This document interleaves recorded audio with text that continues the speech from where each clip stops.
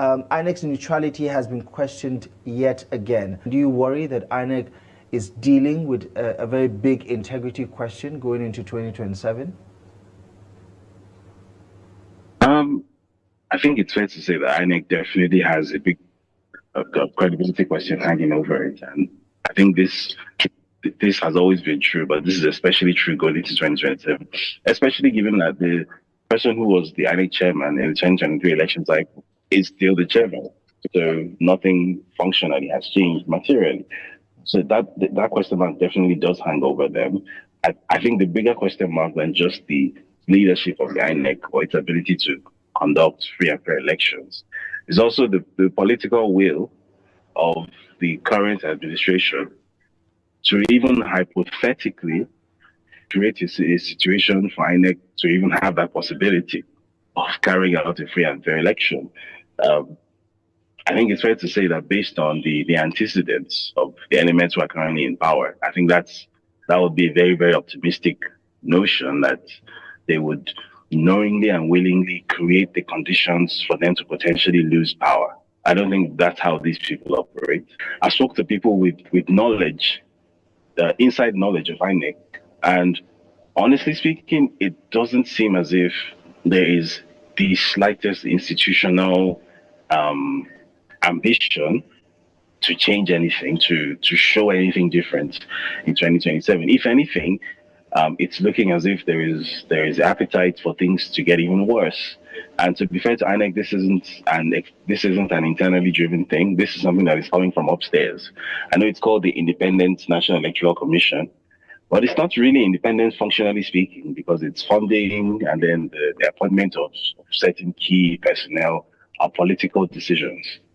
And unfortunately, the people who hold that political power now are not in the slightest bit afraid to use that influence and wield it to sort of, influence the electoral process and things relating to the electoral process. So, again, not to give anybody's identity away, but I've spoken to someone who has very intimate knowledge of, for example, the shenanigans that were deployed, the internal INEC shenanigans that were deployed during the most recent election that was conducted. I believe it was the Edo State election. Based on that case study, if that template is deployed at a national level in 2027 election, then we're going to have a scenario where potentially whatever people actually thumbprint on the ballot paper isn't going to have any sort of an impact on the result that is announced because based on what this based on the information this person provided to me, the internal players, obviously on the instigation of political power, the internal players have figured out a way to effectively game this new electoral system that has been deployed with the IREV and the BVAS, these things that were supposed to be fail safes and technologically foolproof. The internal players have figured out how to game these things, how to rig these things, and make it such that um, the numbers that have been predetermined or pre-allocated to candidates can be inputted and then made to appear as though these are the actual figures coming out of the electoral process. Meanwhile, they were not. And what really alarmed me about it is that this is not a very high tech thing. It's not about hacking machines or anything like that. This is a sort of biro and paper process because despite the technology that has been deployed into the electoral process, there's still there's still some sort of weak points between the what's it called, the polling units and the so-called collation centers. Within the collation centers, there are certain points where data needs to be recorded on paper, and at those points, it is the easiest thing in the world to simply swap out certain things, and then the sort of the data that could be used hypothetically in an electoral tribunal to compare from what is recorded electronically to what is recorded on the paper for you to show that there's a discrepancy. Even that data, there's a way to rig it as well, such that it appears as though what was recorded electronically and what appears on the paper are the same, right? That is the scenario that we have. So, and the person who provided this information is an active internal player, right? This is not an outsider. This is not gist. right? This is not gossip. This is internal information. So if that has been deployed successfully in the Edo state election, I see no reason why it will not be deployed at federal level and across many other state elections in 2027. This is quite alarming now that the game plan for rigging the 2027 election is now coming out in the broad daylight. So we're getting to hear that firsthand from David Hundeyin, that the APC's plan to rig the election with the help of iNEC and also the coordination with the judiciary is now being exposed. So David Hundeyin just exposed to Nigerians the plans to rig the 2027 election from an insider. This should be very concerning to all of us Nigerians, whether you're home or in the diaspora. This plan by the APC to rig the 2027 election, allocating votes to the political parties and themselves, making sure that they come out as the winner,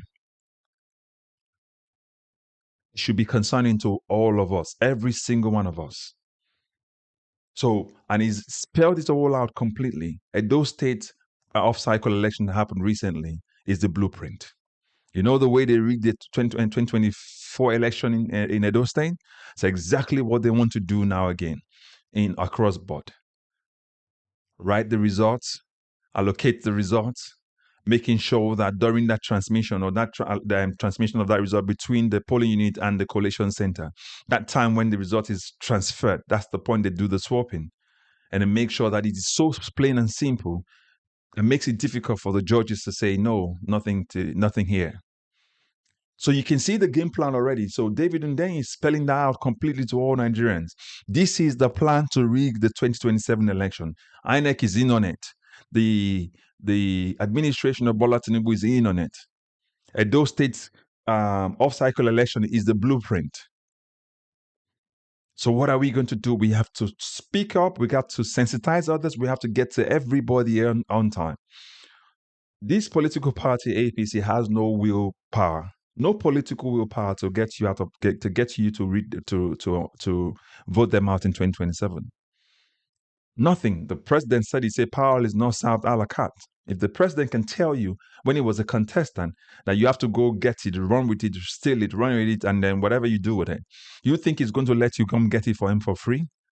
It's going to sit right down there, destroy the system as long as it makes him president, as the system is already being destroyed under his watch anyway. So David Hundeyin is right.